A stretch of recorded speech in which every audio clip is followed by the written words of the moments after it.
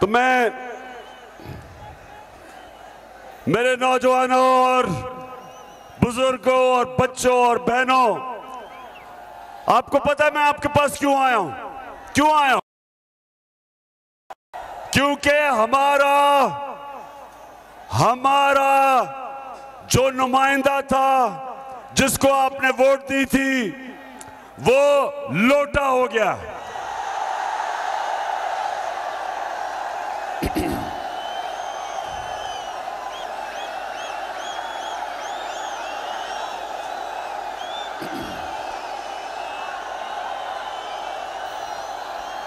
माशाअल्लाह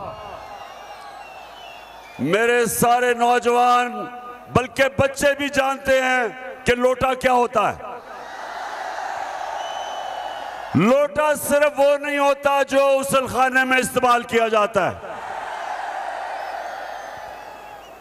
लोटा वो होता है जो अपने ज़मीर का सौदा करता है।